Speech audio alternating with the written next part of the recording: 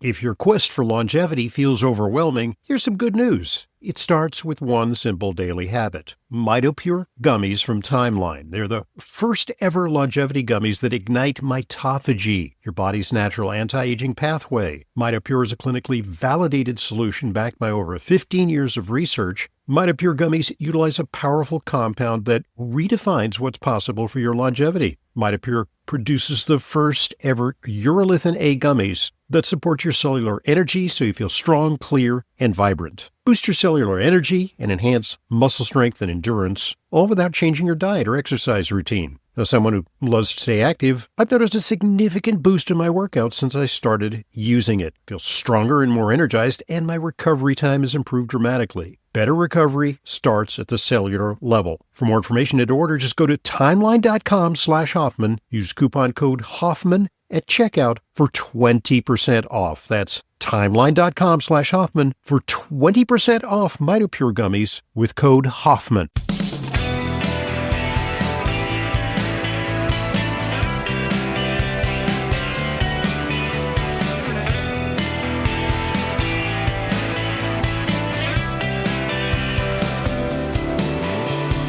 Welcome to today's Intelligent Medicine Podcast.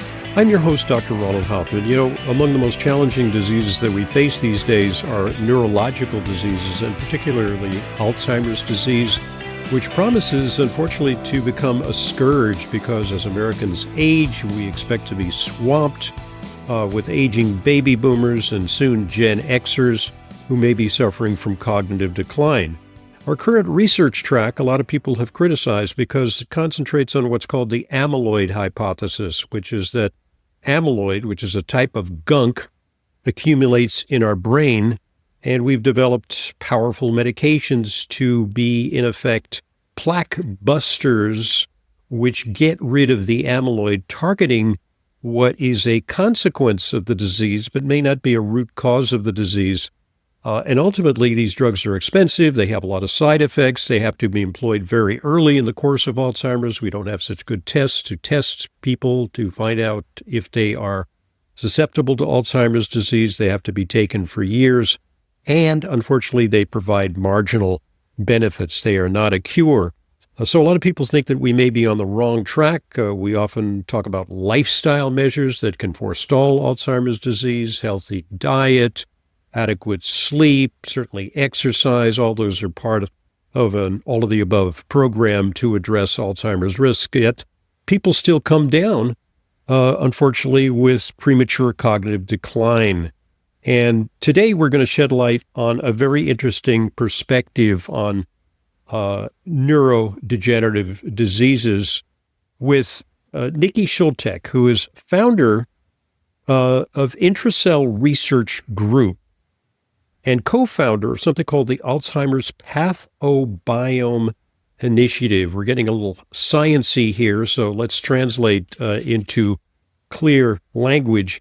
What we're talking about is the possibility that Alzheimer's disease may be driven by certain pathogens, by bacteria, potentially by viruses, and there's a lot of evidence that suggests that that may be the case. And she herself is a case in point because she has a personal experience that's led to her passion in investigating this. I'll just briefly summarize her qualifications. She received a Bachelor of Science in Business Administration from Villanova, which has kind of prepared her to be a mover and shaker in promoting this initiative. She herself became systemically ill. She developed frightening neurodegenerative symptoms at an early age. Ultimately, it took a while, but she was diagnosed with Lyme disease and some co-infections, and she got better after receiving appropriate therapy. And so an outgrowth of her experience is that she's accelerating innovation in infection-associated chronic illnesses. Alzheimer's disease is an example of which. Also, PANDAS, which is a neurological disease that affects kids, causes Tourette's syndrome, and as well as asthma, not a neurological disease, but a disease that may be promoted by co-infections. She founded Intracell Research Group to unite researchers, clinicians, and stakeholders across the globe. And she's attracted a lot of collaboration from top researchers in this field. And the rest is history. So she's going to tell us a little bit about her personal experience and what some of the research has shown, and also some exciting examples of people who looked for all the world like they had Alzheimer's disease, and yet they were cured with medical treatment. They achieved complete remission. So welcome. That's quite a resume, Nikki. It's a pleasure having you on Intelligent Medicine. Thank you so much for hosting the show, and I'm really delighted to be here. Thank you for the introduction. You did a really great job summarizing some of the Alzheimer's field right now and how the Alzheimer's plaques or the things that are showing up are being targeted and how that really hasn't been a very successful strategy. I arrived here on this path, which is a little atypical given if you just look at my resume and you see I studied business. For the last 10 years, I've been a scientist, and not formally trained, but a different type of scientist. Somebody who has, because of my own lived experience with terrible chronic illness, I was misdiagnosed over the course of a year. I had more than 12 specialists. I understood how to read the medical literature owing to my time working at Pfizer and Genentech, so pharma and biotech. And very serendipitously, I worked in anti-infectives, antibiotic space, Mm-hmm. as well as neuroscience. And so I had the skills to start researching, when I reached a point of desperation where I was getting this one autoimmune diagnosis after another, I began to think about what would trigger autoimmunity across the body and what would most frighteningly potentially harm my brain. If for example, I had a bladder pain disorder and I had suddenly had well-controlled asthma that went totally out of control and stopped responding to even high-dose prednisone. Hmm. And perhaps a lot of listeners can relate to that because unfortunately, asthma is extremely common. It's the second most commonly diagnosed pediatric autoimmune disease and had been first until long COVID. With regard to my different systems of my body, I started thinking, well, the body really isn't siloed the way my care was being managed, right? So for my neuro symptoms, I went to a neurologist. For my respiratory symptoms, I had two pulmonologists and an asthma and allergy doctor. I had a Uro-GYN doctor for my bladder pain disorder. I was referred to GI because I stopped digesting my food. I had the cardiology and an echo because I got a cardiac arrhythmia. I mean, literally, when I tell you, Dr. Hoffman, I was running the gamut of all the And specialties. this can result in polypharmacy too. You might have been prescribed various medications. Sometimes the doctors don't talk to one another and they just keep Yeah, piling on drugs. I didn't take a lot of them, so it was really funny. I actually also started to reject the prednisone. Everyone's like, stay on prednisone. I'm like, this is not helping me. I'm not getting better. I'm getting worse. So I was offered benzodiazepines. I got upset about that because Okay. that felt like, Yeah. Chill pill. really? Like, Yeah. okay, it's that I knew what that was. That was the suggestion that it was in my head. Hmm. But meanwhile, my And oxygen especially you being a saturation. female, sometimes Mhm. there's a little bit of a bias against, shall we Oh, say, females who complain too much about bodily symptoms. right, a hysterical woman here coming Yeah. in, a little too armed with her own information can be, worrisome. So I had, I saw, like I like to say, I saw the best and the worst of medical interactions during that year. I did have some incredibly good ones where one of the pulmonologists literally stepped out of the room because he said, Can I step out? I'm just really upset. Like, your case is bothering me. I don't know what to do. And I need a minute to think. I want to go to my computer. Can I do that? Hmm. And he was amazing. He didn't ultimately figure out what the problem was, but the fact that he was so forthcoming with regard to how my Hmm. case made him feel, that he wanted to think more deeply, that he admitted that he didn't have all the answers. Hmm. And interestingly enough, he thought about screening me for an infection, Oh. not perhaps the right infection. He thought about Helicobacter pylori, and for the listeners, that's your gut bacteria that can cause ulcers Hmm. and gastritis. I didn't have H. pylori, but he was trying to think creatively about what would cause, these respiratory symptoms that weren't responding to prednisone. And then finally, And I in fact, figured, and by the way, parenthetically, yeah, precisely the opposite of what you should do in the face of an infection is to give prednisone because it suppresses your immune response and it makes the infection just skyrocket. Yeah, it was bizarre. Like my body, I just felt like I was losing complete control. And during this time, I was also having neuropsychiatric symptoms. I was waking up with this terrible fight or flight, and it was very autonomic, right? Hmm. Like it was more than just being worried about my health. It was something physiological. Hmm. In other words, and I knew that there was something also going on with my brain because increasingly I was foggy, I was tired. Now my kids were 3 and 5. One of the physicians was like, "Well, you're a busy mom." Right. It's easy But to then, dismiss that. They could just say, well, you're stressed out, mom, and, these are psychosomatic symptoms, right? It's easy to absolutely. clinch that diagnosis. Fast forward a little bit, I ended up doing my own research and finding a doctor that was at Vanderbilt. And he was an infectious disease expert and a medical microbiologist, meaning he's in the lab at the hospital and helping to run internal operations at the hospital, testing blood or various specimens for infections. And he had published on this stealth respiratory bacteria that could become chronic. And it could show up in the bladder lining and in the urine of women that had my bladder pain disorder, which was called Hmm. interstitial cystitis. Hmm. And then I also came upon the literature when I said, respiratory bacteria. And I looked it up in regards to asthma. And it turns out there are thousands of publications on this bacteria in association with asthma causing airway inflammation. Because that was another thing that never made complete sense to me. Funny, owing to the fact that I've loved science my whole life, I've always been very curious. Why, what was it was explained to me as a kid? Because I had asthma from a very young age and it was very severe and there weren't a lot of drugs yet. I had a drug called theophylline, which Sure. was, Very old fashioned. the Yeah. old, oh my goodness, liver toxicity didn't really work. Um, so the asthma story never made complete sense. And it didn't make sense that my body would essentially attack itself, right? The narrative of, this is just autoimmune, it's spontaneous, it's the dust mites, it's the mold. I'm going, even as a kid, I remember thinking, well, not everyone has this, right? We all have dust, we all have molds, et cetera. What's different about me, right? So I kind of feel like from an early age, I had this thought process of, well, it can't just be purely genetic or genetic by itself. What are the other factors? So I got treated for various infections. I got tested for Lyme disease. I got tested for that stealthy respiratory bacteria that could show up in the bladder pain disorder and with asthma. And as it turns out, other diseases like Alzheimer's disease. Chlamydia pneumoniae is the name of the bacteria. And when I say This that to is, most it could sort of like people, people think, oh my goodness, it's a sexually transmitted yeah, disease. yeah, everybody gets like, ooh, it's just an awkward moment. The air leaves the Yeah. room. And then I have to say, nope, it's a cousin. It's Okay. a form of chlamydia you contract. Actually, most people have come into contact with it by Hmm. the time you go to school-age children. It shows up like a upper respiratory tract infection, runny nose, coughing.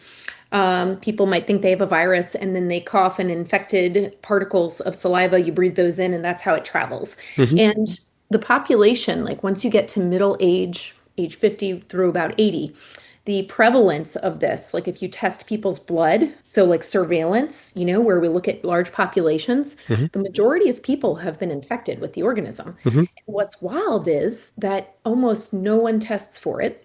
Yeah. And it's been linked with a bunch of bad chronic diseases by very credible, decades of credible data. In fact, going all the way back to the 1980s. So it's sort of for me was a big aha moment and was really formative to okay, not only my own treatment, like what would I have to do to get better? And I remember when Dr. Charles Stratton from Vanderbilt, when he initially contacted me back because I emailed this global expert and asked, oh my goodness, could this terrible year, all these things happening to me, could this be this bacterial infection? Hmm. And what would I do to treat it? Right. And he got back to me with just a very simple email with a blood test that could be ordered with the caveat that these tests were not perfect, that it Hmm. was looking for my immune response to the Right. infection, So not the looking. question is whether, because if you, for many of us, we've had a lot of various childhood Mhm. diseases, and we will still have what are called antibodies, like the memory, Yeah. the immune memory. It doesn't necessarily mean we have it. So can we distinguish between people who have had it or people who have active infections? I think that's really the art of Yes. testing for many of these diseases. Yeah, and with this organism, the challenge is what's available to patients is the immune-based testing. Hmm. So immunoglobulin G or IgG or IgM, immunoglobulin M, and how it's regarded is like if it comes up positive with something called IgM, then it's That's more deemed to current. be Yeah. a more recent infection. Yeah. Yes. And then IgG is in some veins considered historical. Hmm. But when it comes to pathogens or bacteria, for example, that can set up residence in our bodies permanently, and we know that they can, and that that's what they like to do, that's how And they they may survive. hide within the cells, very hard to detect. Yeah, that's why my original group's name in 2017 when I got started was intracell, Intracell. intracellularly. Yeah, Yeah. so this organism was super fascinating to me because it hangs out in our building blocks. So not only is it inside our cells, but it needs to be, and it can't survive outside the cell. And it needs to take energy from our fuel sources in our cells, the mitochondria. So when people, a lot of people know now that our mitochondria are important inside every cell in our body, whether it's a cell that makes our eyeball or our immune system cells, there are these little powerhouses, the mitochondria, and they make energy for the body and for everything to run. Well, this bacteria is like a little pirate. I like to describe like a little pirate hat taking the energy from the powerhouse Hmm. inside our cells and then spreading from one cell to the other like a Trojan horse. And it can get into any area of the body, including the brain. And so we have really, as a fast forward, I got sick, I got treated. I was very nervous about the treatment. I received combination antibiotic therapy. The notion of treating for a very long period of time with antibiotics made me uncomfortable. Sure. But I was also on death's doorstep, quite frankly, making plans for not getting to watch my kids grow up. Multiple sclerosis was a part of my differential diagnosis. I do not have MS, but Hmm. they thought I might. And so I took the medications as Dr. Stratton prescribed them in combination. And you can actually still find information. He passed away 4 years ago. He ended up becoming not only my doctor, but a dear friend and a mentor, and one of the founding members of my research team. But I decided, it wasn't good enough just to get mostly better. I call myself mostly better. I'm not perfect. I'm also aging. I've had this chronic infection. I have Lyme disease, which is another bacterial infection transmitted by tick bites. I have other infections too that are a result of the tick bites. One of them is called Babesia. Sure. It's a Yeah. parasitic infection that was causing some of that terrible respiratory air Yeah. hunger that my doctors were prescribing steroids for. For our Um, listening audience, let me just remind you that when you get bitten by a tick, the tick it's sometimes analogized to a dirty needle, yep, that it may contain not just the Lyme spirochete, but a whole constellation of pathogens that literally are injected into your system, and it may include ehrlichiosis and babesiosis and conditions that a lot of lay people haven't heard of. You know about Lyme disease, but these co-infections very tricky to A, detect, and B, to treat. absolutely. And you just reminded me of something for listeners. If people are intrigued by this whole idea of chronic infections and disease, there's a phenomenal book called Chronic by Dr. Stephen Phillips and Dana Parrish. Dr. Stephen Phillips is one of the foremost experts in the United States on chronic Lyme, but they call it Lyme Plus. And the reason they say that in their book is that they actually acknowledge that very rarely are patients like me sick with one infection. We have a lot of different things going on. There are co-infections, right? Like you just said, the dirty needle, nature's dirty needle, the tick, may have different parasites, carry viruses. Then you have immune dysfunction that can happen, where patients' immune systems don't work as well anymore because they're very burdened. And then things that you had maybe your whole life start to resurge, things like cold sore virus, herpes virus, HSV1 can become more It's a active. reactivation when your immune system is challenged. People know this under period times of stress or under Exactly. when you have a cold, you'll get a cold sore, or you'll get, worse yet, you'll get a shingles outbreak. Exactly. Okay, folks, at this point, let's pause and allow one of our sponsors an opportunity to share an important message with you. So here goes. Please listen up. Has your digestive health been striking out due to poor food choices, medications, stress, and other lifestyle issues? This season, hit a home run for your digestive health with Dr. Ohhira's probiotics. Dr. Ohhira's Probiotics is a live probiotic encapsulated in small, easy-to-swallow capsules that delivers Dr. Ohhira's signature blend of pre, pro, and postbiotics. Dr. Ohhira's award-winning formula contains a prebiotic blend of fruits and vegetables, which are naturally fermented with 13 strains of live probiotic bacteria for a minimum of 3 years. The result? Dr. Ohhira's game-changing postbiotic metabolites, which are key to supporting long-term digestive, immune, and cognitive function. Dr. Ohhira's Probiotics, an all-star formulation and the best probiotic on the market today for overall digestive health and wellness. Dr. Ohhira's Probiotics, available at Sprouts, natural grocers, and other natural health retailers nationwide. Thanks for listening, and thanks for supporting our sponsors. They are what make Intelligent Medicine a continuing free resource to you. And now back to today's guest, Nikki Schultek, co-founder of the Alzheimer's Pathobiome Initiative. And so what we know is this. So essentially getting treated, getting mostly better, although I still deal with being misdiagnosed for that long and immunosuppressed on prednisone, I will deal with the fallout from that the rest of my life. I have, but I get to be 95% well to 98, depending on the day. And so I vowed to spend my time helping. And the way that I have decided to help is to be a collaboration architect. So I bring different disciplines together that would never work together.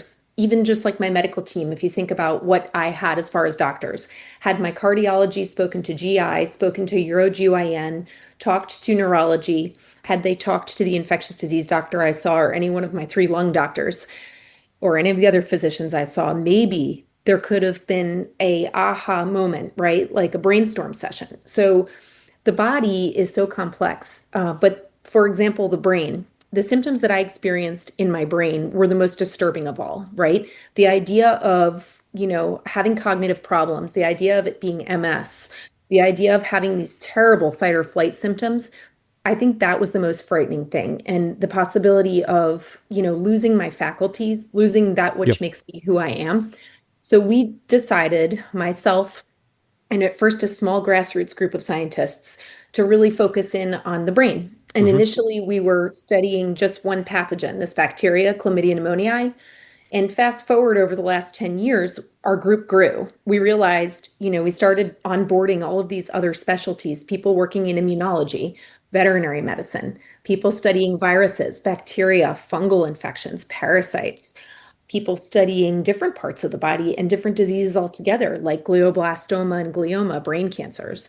And together, we're a part of this Alzheimer's Pathobiome Initiative consortium. And, we really debated what to call our group. The word pathobiome, and you hit the nail on the head, Dr. Hoffman, essentially is pathological, meaning bad. And so it sort of refers to a microbiome gone wrong or organized crime, to where you may have too many organisms that are pro-inflammatory, or your immune health has gotten to a point where now things that you were tolerating at one time, keeping them at bay and in control, you're no longer tolerating them. So we loved the word pathobiome because it kind of was an ode to the fact that it's also about your own immune health, just as much as it is about what you're exposed to. And our aim with our group has broadened. We aim to understand how infections impact the brain from birth all the way through advanced age. You mentioned PANS-PANDAS earlier. Our team is studying that terrible, neuropsychiatric, neuroimmune condition associated. Can you describe that a little bit? Because I think some of our listeners may not be familiar with it. Certainly, parents of kids with pandas, know how devastating it could be. But I referred to the possibility that it can create Tourette's. So Yes. what does Tourette's entail? Yeah. So children. Okay. So, and I can't help, I'm a connector. I notice similarities and I notice convergence, right? What I noticed, and it was a friend, we had a symposium in 2021 on Alzheimer's. It was called Before Amyloid Beta. It was recorded, actually, if anyone wants to watch it. And I had someone attend that said, "Have you thought about PANS and PANDAS?" And I said, "What and what?" I had no idea what they were talking about. And I looked it up, and it turned out they were a family member of somebody whose children, their grandchildren had these terrible disorders. And I started reading about it. And I started going, interesting. These kids have neuroinflammation. They get it. So in the case of PANDAS, it stands for Pediatric Autoimmune Neuropsychiatric Syndrome I'm sorry, disorders associated with strep, PANDAS. It's a Right. mouthful. So right there, the recognition that there is a Yes, pathogen that is driving this inflammation. So yes, it's a classic example of a brain disease caused by a bacteria. exactly. It's an example of a brain disease caused by a bacteria. And the thought process is that you get tonsillitis, right? Strep infection in the tonsils or somewhere in your nasal passages, um, in your adenoids, for example. And the body creates an immune response. And in some people, this area of the brain responsible for certain very important things gets hit by the immune system. And becomes an autoimmune condition. It can be even called autoimmune encephalitis in some cases, brain swelling. And this area of the brain is called the basal ganglia. And when this area of the brain gets hit by the immune system, or the question our team is asking, are there infections in that area, actually? Neuroinvasion. Is Active there? infections, yeah. Yes, and we don't know the answer to that yet. So we aim to answer that question. We have a grant to study it as we speak. This is, really interesting because some of the symptoms that these kids experience happen to people with other neurodegenerative or neuropsychiatric diseases, including Alzheimer's. And some of the hallmarks are similar: inflammation, immune activation, changes to the brain's protective shield called the blood-brain barrier, Hmm. can become more permeable, meaning it opens up. So these kids, when they have flares, there's an increase in that permeability. We know with Alzheimer's disease, more pathogens are getting in, and that the gum bacteria that cause periodontal disease can actually open the blood-brain barrier in a way that's negative and impact the brain in the context of aging. So I'm going to, okay, if this can happen to kids, and by the way, it affects memory in these Hmm. children, What short-term what memory to convert most to long. dramatically, they sometimes, will utter expletives Yeah, spontaneously, yep. So involuntarily. They'll have movement ticking movement symptoms, disorders. and we're Yep. not talking about the pandemic of ticking that was kind of a socially spread disorder on TikTok. Where a lot of Yeah. girls watched it and started, twitching and ticking because it was transmitted by the examples on TikTok. So these kids are in trouble. I mean, yeah. Yeah, it's terrible. They find motors impacted. So oftentimes teachers call home and say their handwriting is sloppy, they're a mess. They act out behaviorally regression. They wet the bed. It could be a 12-year-old Hmm. who always was fine, suddenly wets the bed. They're afraid to be alone. They won't go to their room alone. They start restricting the food they eat. They might develop suddenly a weird relationship with food or an inability to know when they're satiated or full. But They could be but they are really extreme and un, have hallucinations even. unlike Alzheimer's disease and unlike asthma and other related conditions, potentially MS. Some cases of Mhm. MS. It's recognized that the treatment for that is to put them on antibiotic therapy. Yeah, for some people it's recognized. Some of these kids get Zoloft right away. It's like if they're lucky enough to have a doctor that says, wow, this kid was, sudden onset. Like you went from being you're fine to the next day, you're completely a mess across multiple systems of the body. You can't, obsessive compulsive disorder, they get OCD and they can't stop, for example, twitching, touching their nose. They have rituals, they begin counting, and it can be fatal. Most of these kids that succumb to it die by suicide and just Goodness. brutal. So we are leaning into researching this because some of the analyses of brain tissues from kiddos that were lost to these devastating diseases indicate some similarities to some of the diseases we consider neurodegenerative diseases of aging. And we want to pay attention to that. We want to research beyond silos. We don't want to knock them down. We want to bridge them.